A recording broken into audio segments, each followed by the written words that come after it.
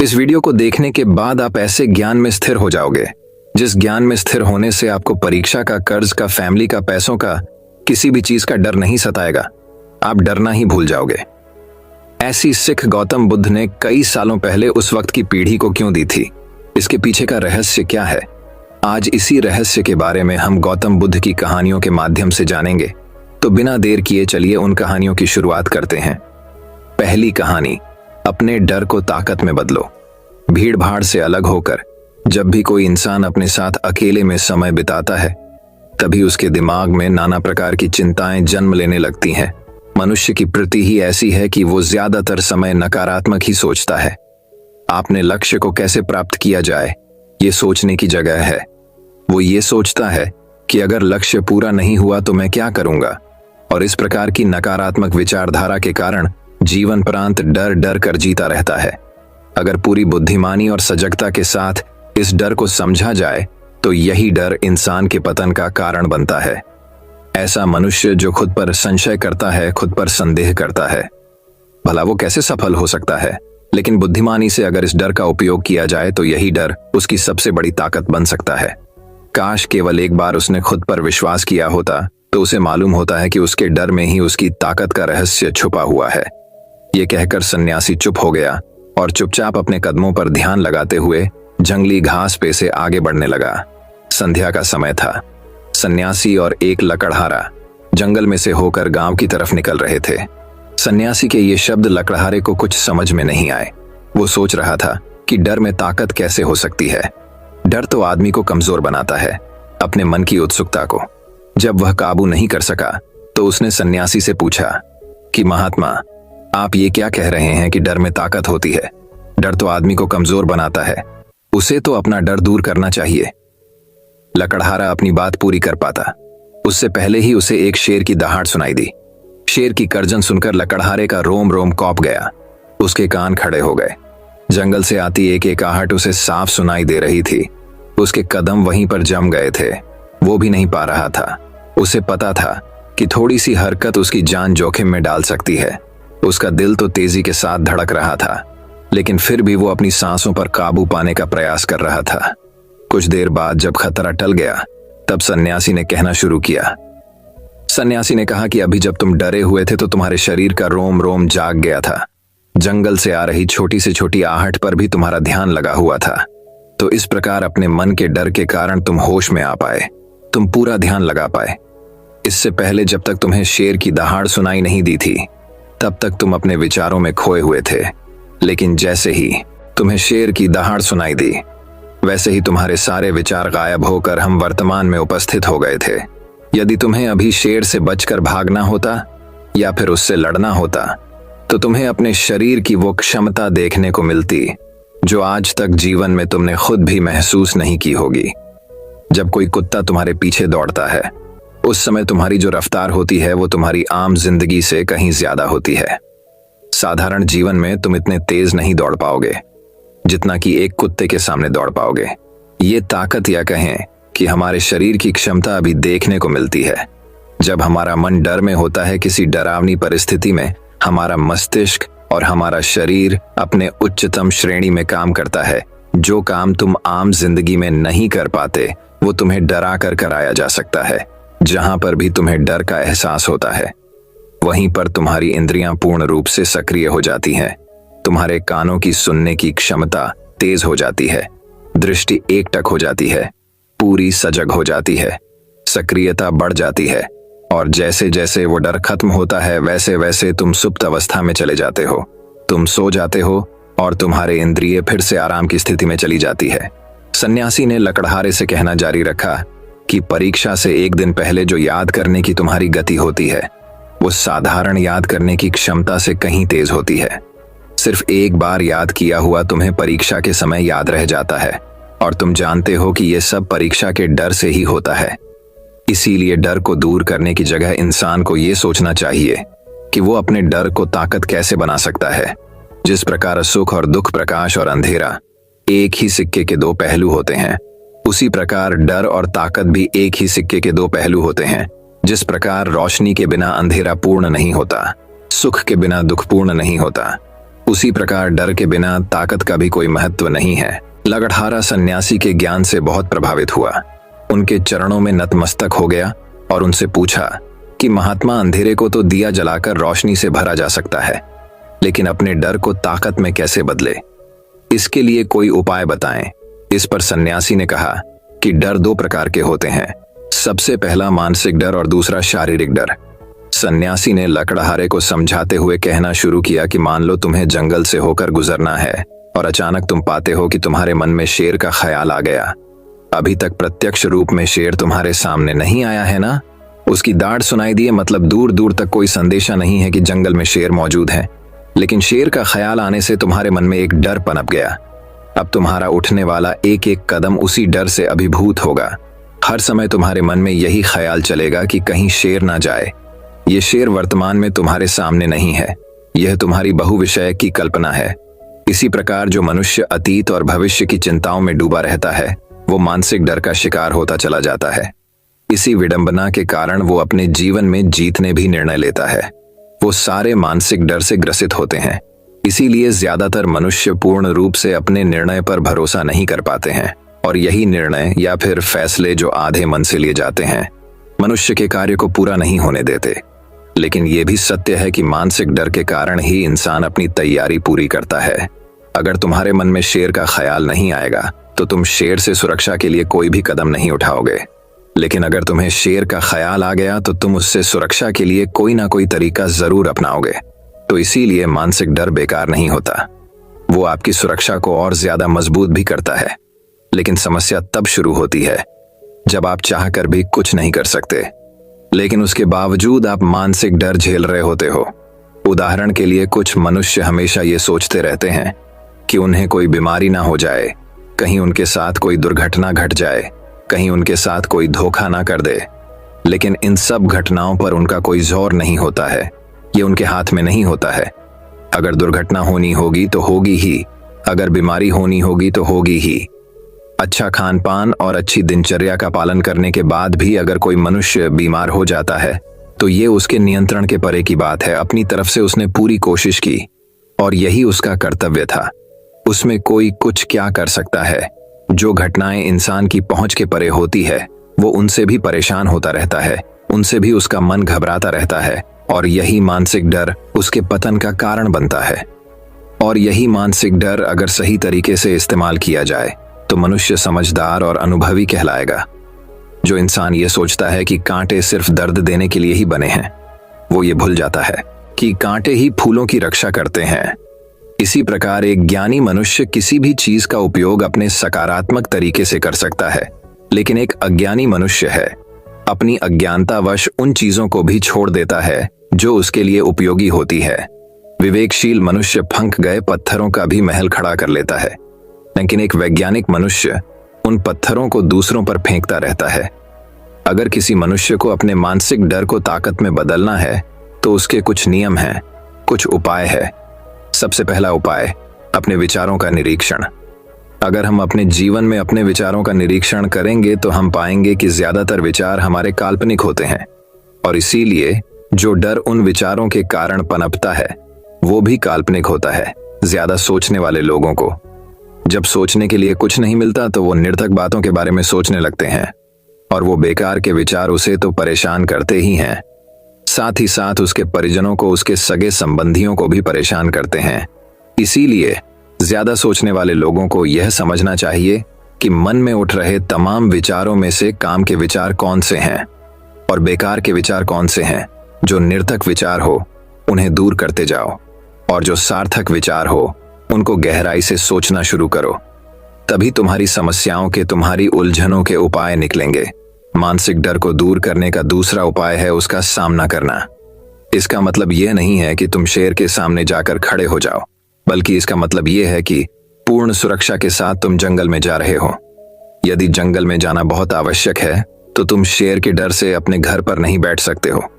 इसी प्रकार मनुष्य के जीवन में बहुत सारे डर होते हैं, जैसे कि परीक्षा का डर, लक्ष्य ना पाने का डर, झूठ बोलने का डर, सच के पता लग जाने का डर, अपनों को खो देने का डर, दुर्घटना हो जाने का डर। लेकिन जैसे जैसे समय के साथ इन डरों का सामना किया जाता है वैसे वैसे ये डर जीवन से दूर होते चले जाते हैं। अगर तुम इनसे बचने का प्रयास करते हो तो ये जीवन भर तुम्हें सताते रहेंगे। ये तभी दूर हो सकते हैं जब तुम इनका सामना करो। कुछ लोगों को तो दूसरों के सामने खुलकर बात करने में भी डर लगता है। ऐसे लोगों को अनजान लोगों से बात करनी चाहिए। जितना ही वो लोगों से बात करेंगे उतना ही उनके मन का डर दूर होता जाएगा। मानसिक डर को ताकत में बदलने का तीसरा उपाय है अपने डर को स्वीकार करना। बहुत से लोग अपने जीवन में अपने डर को स्वीकार ही नहीं कर पाते। अगर आप उनसे पूछेंगे कि उन्हें किस चीज से डर लगता है तो वह साफ इनकार कर देंगे कि उन्हें किसी चीज से कोई डर नहीं लगता। लेकिन दूसरों की नजरों में ऊंचा उठने के लिए ये झूठ उन्हें बहुत महंगा पड़ता है। अगर वो अपने डर को स्वीकार करना नहीं सीखेंगे तो वो जीवन भर उस डर से मुक्त नहीं हो पाएंगे। इसीलिए समझदारी इसी में है कि अपने डर को स्वीकार कर लिया जाए। अगर आपको किसी चीज से डर लगता है तो किसी से शर्माने की या झिझकने की जरूरत नहीं है। हर मनुष्य को, हर इंसान को किसी ना किसी चीज से डर लगता ही है। और आप पाएंगे कि जैसे ही आप अपने डर को स्वीकार करते हैं वैसे ही आपका डर खत्म होना शुरू हो जाता है। और जितना ही आप अपने डर को छिपाने की कोशिश करेंगे आपका डर उतना ही मजबूत होता चला जाता है। ये सारे तरीके तुम्हारे मानसिक डर को दूर कर सकते हैं, लेकिन शारीरिक डर को दूर करने के लिए तुम्हें दूसरे तरीके अपनाने होंगे। सबसे पहले ये समझो कि शारीरिक डर कौन सा होता है। मान लो तुम किसी जंगल से गुजर रहे हो और अचानक तुम्हारे सामने शेर आ जाता है। तुमने पहले नहीं सोचा था कि शेर तुम्हारे सामने आ सकता है, लेकिन जब वो तुम्हारे सामने आता है तो तुम्हारी सारी शारीरिक गतिविधियां शिथिल हो जाती है।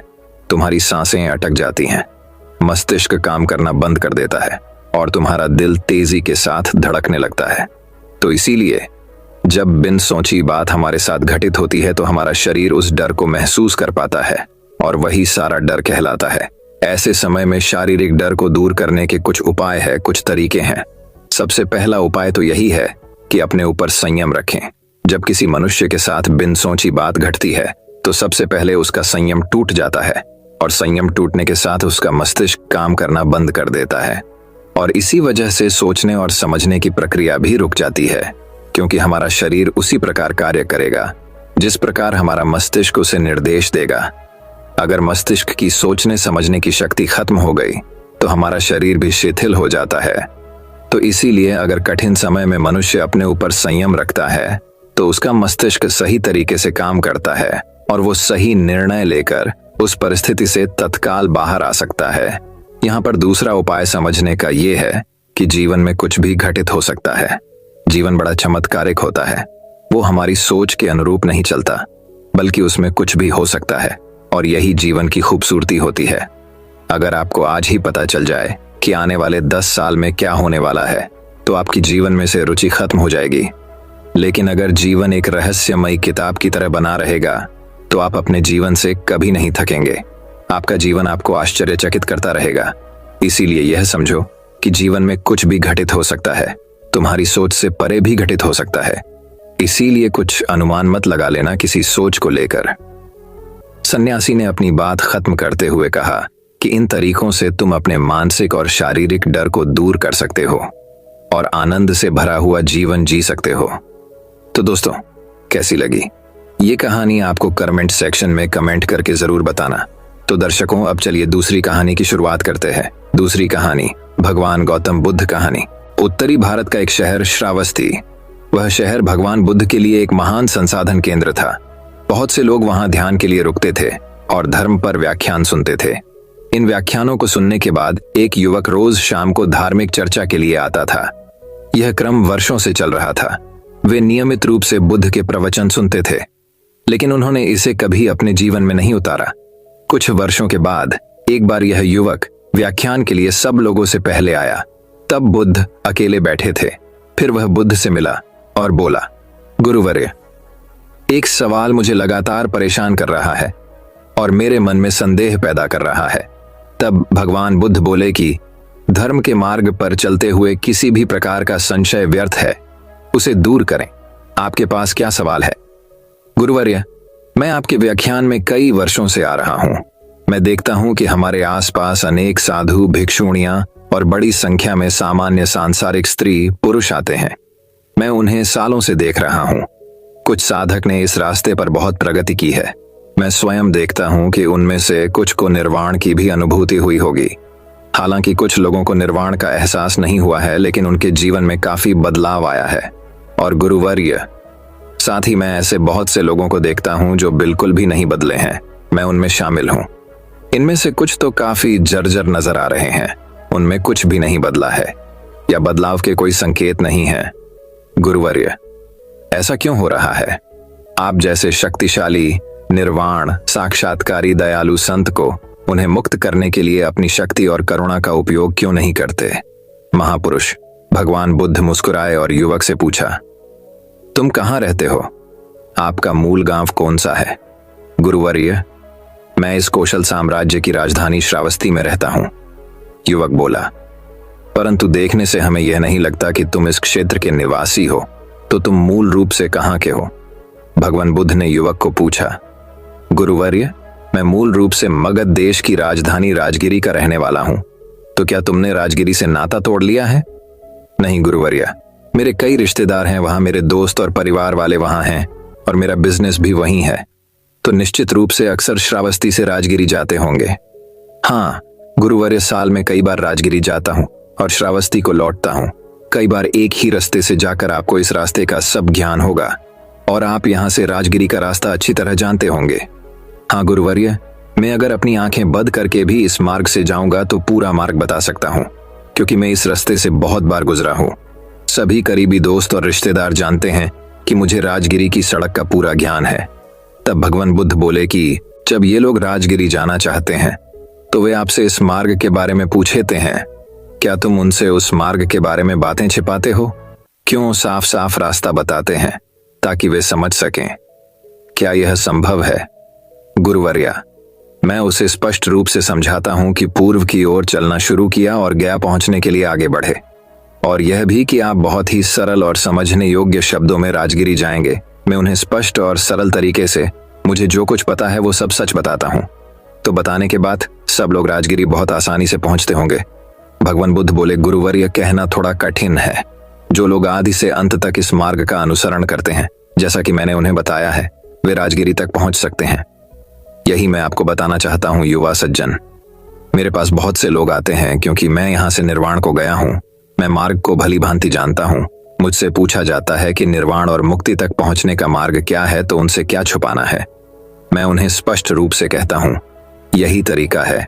अगर कोई सिर्फ अपना सिर हिलाता है और कहता है बढ़िया, बहुत अच्छा, बहुत ही फायदेमंद तरीका, बहुत बढ़िया तरीका, लेकिन मैं उस पर एक कदम भी नहीं चलूंगा, इस पर चलने में परेशानी नहीं होगी, तो ऐसे लोग इस लक्ष्य को कैसे प्राप्त कर सकते हैं? मैं इस अंतिम लक्ष्य तक किसी को अपने कंधों पर नहीं ले जा सकता। कोई किसी को अपने कंधों पर उठाकर अंतिम लक्ष्य तक नहीं ले जा सकता। बड़े प्रेम और करुणा से कोई कह सकता है, हाँ यही मार्ग है, और इस प्रकार मैं इस पथ पर चला।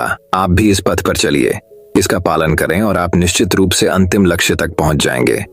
प्रत्येक मनुष्य को इस मार्ग पर स्वयं चलना चाहिए, एक कदम उठाना चाहिए। जो लोग इस रास्ते पर एक कदम बढ़ाते हैं वे अपने लक्ष्य के एक कदम और करीब होते हैं। जो लोग इस रास्ते पर 100 कदम आगे बढ़ते हैं वे लक्ष्य के 100 कदम करीब होते हैं। जो इस पूरे रास्ते पर चलते हैं वे अंतिम लक्ष्य तक पहुंच जाते हैं।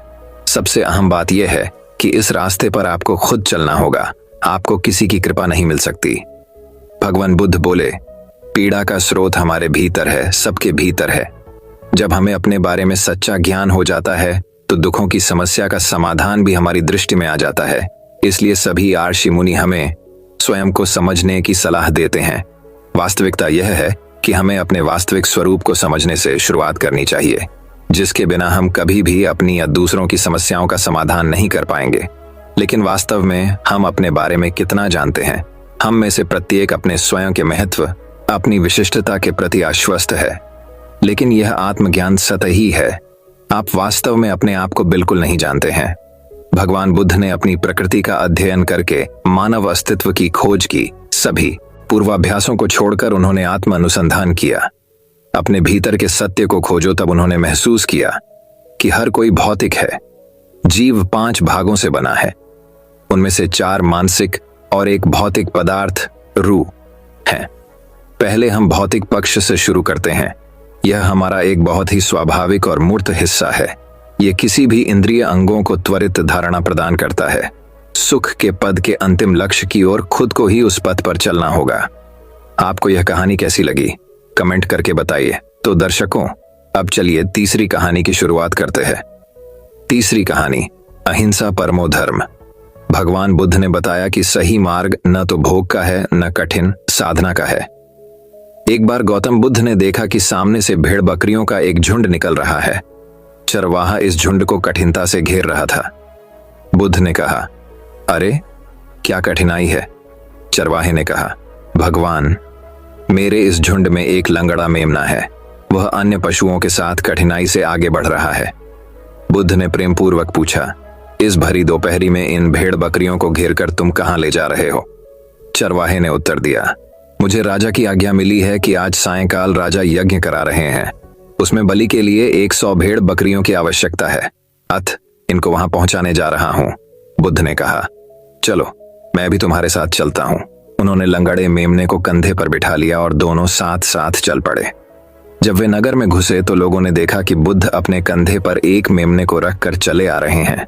कुछ लोग उन्हें जानते थे और कुछ नहीं भी जानते थे, पर उनके बारे में सुन में रखा था। लोग बोले, देखो, ये वे तपस्वी जा रहे हैं जो सामने पहाड़ी पर रहते हैं। कैसे शांति के अवतार हैं। वे दोनों यज्ञ स्थल पर पहुंचे। राजसेवकों ने भेड़ बकरियों को गिना, पर जैसे ही वधस्थल पर नियुक्त व्यक्ति पशु की गर्दन काटने को उद्यत हुआ, बुद्ध ने कहा, राजन, वधकर्ता को खड्ग मत चलाने दो। पहले वह मेरी गर्दन पर खड्ग चलाए। हे राजन, पशुओं को छोड़ दो। वह राजा भगवान बुद्ध के आगे नतमस्तक हो गया। उसने बलि के लिए मंगवाए सभी पशुओं को छोड़ दिया और इस प्रकार उस राज्य से हिंसा का हमेशा हमेशा के लिए नामो निशान मिट गया। तो दर्शकों, अब चलिए चौथी कहानी की शुरुआत करते हैं। चौथी कहानी, बुद्ध और राजकुमार। मागध राज्य का राजकुमार श्रोण बेहद उदंड था। उसको दूसरों के अपमान में आनंद की अनुभूति होती थी। दूसरों को अपमानित करने में वह उम्र का ख्याल भी नहीं करता था। जब माता पिता उसकी हरकतों से बहुत परेशान हो गए तो उन्होंने अपने महल में भगवान बुद्ध को आमंत्रित किया। बुद्ध जब महल में आए तो उन्होंने राजकुमार के विषय में सभी बातें सुनी। उन्होंने राजा से राजकुमार को प्रवचन में लाने के लिए कहा। श्रोण अपने पिता के साथ आया और प्रवचन की समाप्ति पर वह बुद्ध के चरणों में लौट गया। बुद्ध के वचनों से प्रभावित होकर वह बौद्ध धर्म में दीक्षित हो गया। उसका जीवन पूर्णतः बदल गया। कुछ समय बाद उसने प्रायश्चित्त करने के लिए अन्न जल का त्याग कर दिया। उसके इस कठोर प्रण के विषय में जब भगवान बुद्ध को ज्ञात हुआ तो वे उसे देखने आए। उन्होंने स्नेहपूर्वक उसके मस्तक पर हाथ रखा और बोले, श्रोण, अन्न जल के त्याग के चलते तुम्हारा स्वास्थ्य गिरता जा रहा है। तुम संगीत के जानकार हो, अत उससे जुड़े मेरे एक प्रश्न का उत्तर दो। क्या वीणा के तार ढीले करने पर उससे स्वर लहरी फूटती है? श्रोण ने जवाब दिया, नहीं भगवान। बुद्ध ने पूर्ण प्रश्न किया, तब तो तारों को खूब कसना पड़ता होगा। श्रोण बोला, नहीं, अधिक कसने से तार टूट सकते हैं।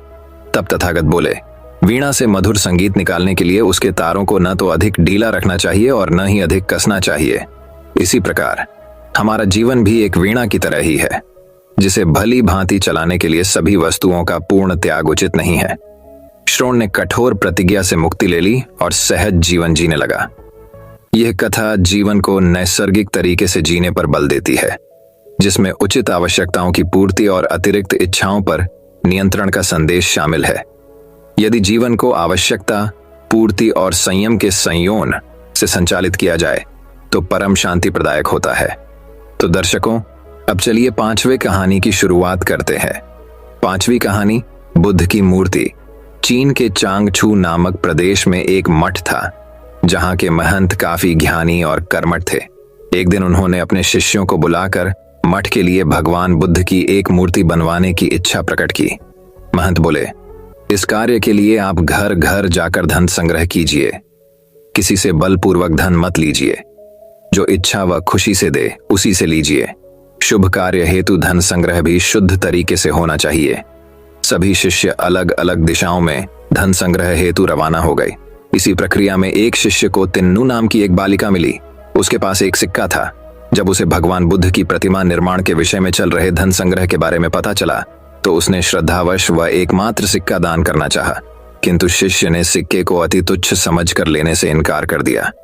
कुछ दिन बाद सभी शिष्य धनराशि लेकर मठ में एकत्रित हुए। महंत ने मूर्ति का निर्माण आरंभ करवाया, किंतु अथक प्रयास के बाद भी मूर्ति संपूर्ण नहीं हो पा रही थी। कोई न कोई कमी रह जाती, इस पर महंत को संदेह हुआ। उन्होंने शिष्यों से धन संग्रह के बारे में पूछा। सभी ने बारी बारी से अपने अनुभव सुनाए। इसी क्रम में जब तिन्नू का प्रसंग आया तो महंत पूरी बात समझ गए।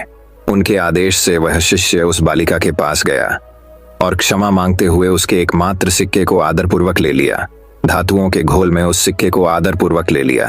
धातुओं के घोल में उस सिक्के को मिला देने पर सहज ही एक सुंदरतम मूर्ति का निर्माण हो गया। यह कथा श्रद्धापूर्ण दान की महत्ता को प्रस्थापित करती है। दान भले ही अल्प मात्रा में किया जाए, किंतु यदि वह संपूर्ण श्रद्धा भाव से किया गया तो जरूर सार्थक रूप में प्रतिफलित होता है और असीम पुण्यों का सृजन भी करता है। तो दर्शकों, अब चलिए छठी कहानी की शुरुआत करते हैं। छठी कहानी दोस्तों बहुत समय पहले की बात है। रामनगर के राजा चंद्रसेन जहां कहीं भी जाते, जब भी जाते, अपने साथ हमेशा अपने मंत्री माधव को जरूर ले जाते थे। इस बात से अन्य दरबारियों को बड़ी चिढ़ होती थी। एक दिन 3-4 दरबारियों ने मिलकर एकांत में महाराज से प्रार्थना की, महाराज, कभी अपने साथ किसी अन्य व्यक्ति को भी बाहर चलने का अवसर दें। राजा को यह बात उचित लगी। उन्होंने उन दरबारियों को विश्वास दिलाया कि वे भविष्य में अन्य दरबारियों को भी अपने साथ घूमने फिरने का अवसर अवश्य देंगे। एक बार जब राजा चंद्रसेन वेश बदलकर कुछ गांवों के भ्रमण को जाने लगे तो अपने साथ उन्होंने इस बार माधव को नहीं लिया, बल्कि उसकी जगह 2 अन्य दरबारियों को साथ ले लिया। घूमते घूमते वे एक गांव के खेतों में पहुंच गए। खेत से हटकर एक झोपड़ी थी जहां कुछ किसान बैठे गपशप कर रहे थे।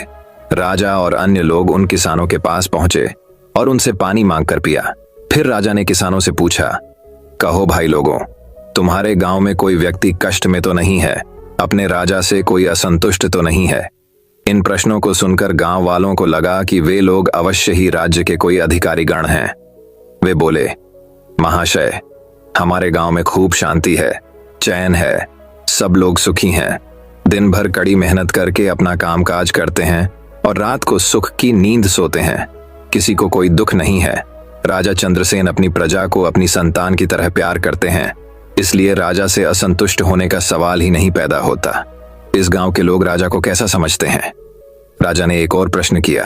राजा के इस सवाल पर एक बूढ़ा किसान उठा और ईख के खेत में से एक मोटा सा गन्ना तोड़ लाया।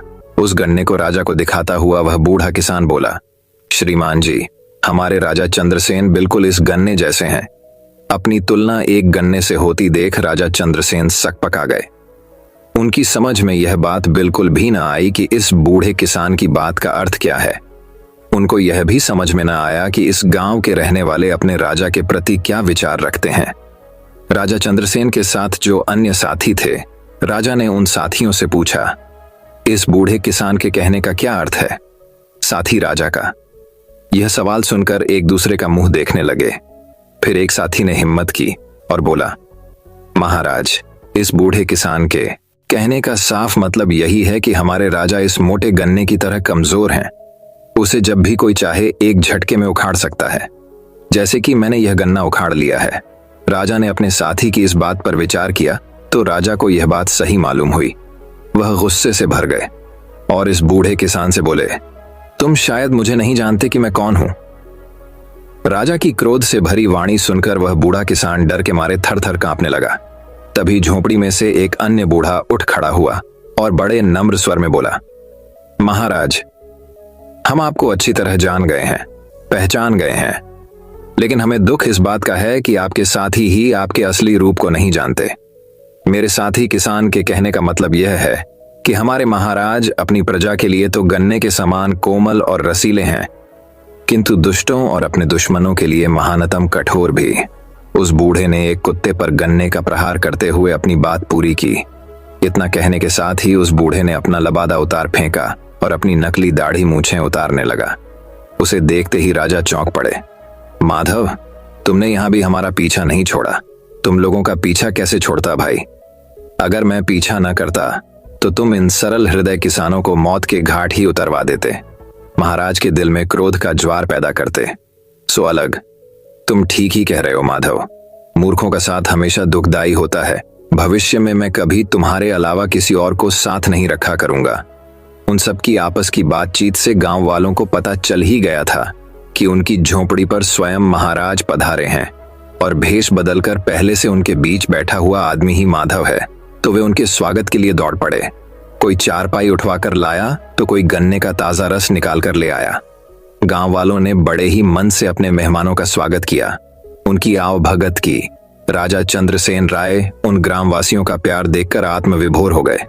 माधव की चोट से आहत हुए दरबारी मुंह लटकाए हुए जमीन कुरेदते रहे और माधव मंद मंद मुस्कुरा रहे थे। दोस्तों, इस कहानी से हमें यह सीख मिलती है कि बुद्धिमान व्यक्ति के साथ रहना जीवन में जरूरी है, क्योंकि मूर्ख व्यक्ति हमेशा आपको गलत राह ही दिखाएंगे। तो दर्शकों, अब चलिए 7वीं कहानी की शुरुआत करते हैं। 7वीं कहानी। दोस्तों, अगली कहानी की शुरुआत कुछ इस प्रकार होती है। समय के साथ साथ राजा चंद्रसेन राय की माता बहुत अवार्ध हो गई थीं। एक बार वह बहुत बीमार पड़ गई। उन्हें लगा कि अब वे शीघ्र ही मर जाएंगी। उन्हें आम से बहुत लगाव था, इसलिए जीवन के अंतिम दिनों में वे आम दान करना चाहती थीं। सो उन्होंने राजा से ब्राह्मणों को आमों को दान करने की इच्छा प्रकट की। वह समझती थी कि इस प्रकार दान करने से उन्हें स्वर्ग की प्राप्ति होगी। सो कुछ दिनों बाद राजा की माता अपनी अंतिम इच्छा की पूर्ति किए बिना ही अमरार्थियों को प्राप्त हो गईं। उनकी अमरार्थियों के बाद राजा ने सभी फिवदान ब्राह्मणों को बुलाया और अपनी मां की अंतिम अपूर्ण इच्छा के बारे में बताया। कुछ देर तक चुप रहने के पश्चात ब्राह्मण बोले, यह तो बहुत ही बुरा हुआ महाराज। अंतिम इच्छा के पूरा न होने की दशा में तो उन्हें मुक्ति ही नहीं मिल सकती। वे प्रेत योनि में भटकती रहेंगी। महाराज, आपको उनकी आत्मा की शांति का उपाय करना चाहिए। तब महाराज ने उनसे अपनी माता की अंतिम इच्छा की पूर्ति का उपाय पूछा। ब्राह्मणों बोले, उनकी आत्मा की शांति के लिए आपको उनकी पुण्यतिथि पर सोने के आमों का दान करना पड़ेगा। अतः राजा ने मां की पुण्यतिथि पर कुछ ब्राह्मणों को भोजन के लिए बुलाया और प्रत्येक ब्राह्मण को सोने से बने आम दान में दिए। जब माधव को यह पता चला तो वह तुरंत समझ गया कि ब्राह्मणों लोग राजा की सरलता तथा भोलेपन का उठा रहे हैं। सो उसने उन ब्राह्मणों को पाठ पढ़ाने की एक योजना बनाई। अगले दिन माधव ने ब्राह्मणों को निमंत्रण पत्र भेजा। उसमें लिखा था कि माधव भी अपनी माता की पुण्यतिथि पर दान करना चाहता है, क्योंकि वह भी अपनी एक अधूरी इच्छा लेकर मरी थी। जब से उसे पता चला है कि उसकी मां की अंतिम इच्छा पूरी न होने के कारण प्रेत योनि में भटक रही होंगी, वह बहुत ही दुखी है और चाहता है कि जल्दी उसकी मां की आत्मा को शांति मिले। ब्राह्मणों ने सोचा कि माधव के घर से भी बहुत अधिक दान मिलेगा, क्योंकि वह शाही विदूषक है। सभी ब्राह्मण निश्चित दिन तेनालीराम के घर पहुंच गए। ब्राह्मणों को स्वादिष्ट भोजन परोसा गया। भोजन करने के पश्चात सभी दान मिलने की प्रतीक्षा करने लगे। तभी उन्होंने देखा कि माधव लोहे के सलाखों को आग में गर्म कर रहा है। पूछने पर माधव बोला, मेरी मां फोड़ों के दर्द से परेशान थी। एमआरआरटीयू के समय उन्हें बहुत तेज दर्द हो रहा था। इससे पहले कि मैं गर्म सलाखों से उनकी सिकाई करता, वह मर चुकी थी। अब उनकी आत्मा की शांति के लिए मुझे आपके साथ वैसा ही करना पड़ेगा जैसी कि उनकी अंतिम इच्छा थी। यह सुनकर ब्राह्मण बौखला गए। वे वहां से तुरंत चले जाना चाहते थे। वे गुस्से में तेनालीराम से बोले कि हमें गर्म सलाखों से दागने पर तुम्हारी मां की आत्मा को शांति मिलेगी? नहीं महाशय, मैं झूठ नहीं बोल रहा। यदि सोने के आम दान में देने से महाराज की मां की आत्मा को स्वर्ग में शांति मिल सकती है, तो मैं अपनी मां की अंतिम इच्छा क्यों नहीं पूरी कर सकता? यह सुनते ही सभी ब्राह्मण समझ गए कि माधव क्या कहना चाहता है। वह बोले, माधव, हमें क्षमा करो, हम वे सोने के आम तुम्हें दे देते हैं, बस तुम हमें जाने दो। माधव ने सोने के आम लेकर ब्राह्मणों को जाने दिया, परंतु एक लालची ब्राह्मण ने सारी बात राजा को जाकर बता दी। यह सुनकर राजा क्रोधित हो गए और उन्होंने तुरंत माधव को बुलाया। वे बोले, माधव, यदि तुम्हें सोने के आम चाहिए थे तो मुझसे मांग लेते। तुम इतने लालची कैसे हो गए कि तुमने ब्राह्मणों से सोने के आम ले लिए? महाराज, मैं लालची नहीं, अपितु मैं तो उनकी लालच की प्रवय आरती को रोक रहा था। यदि वे आपकी मां की पुण्यतिथि पर सोने के आम ग्रहण कर सकते हैं, तो मेरी मां की पुण्यतिथि पर लोहे की गर्म सलाखें क्यों नहीं झेल सकते? राजा माधव की बातों का अर्थ समझ गए। उन्होंने ब्राह्मणों को बुलाया और उन्हें भविष्य में लालच त्यागने को कहा। दोस्तों, मैं उम्मीद करता हूं कि यह कहानी सुनने से आपके जीवन में अच्छे बदलाव आए होंगे। आपको इस वीडियो से क्या सीखने मिला, ये कमेंट करके जरूर बताएं।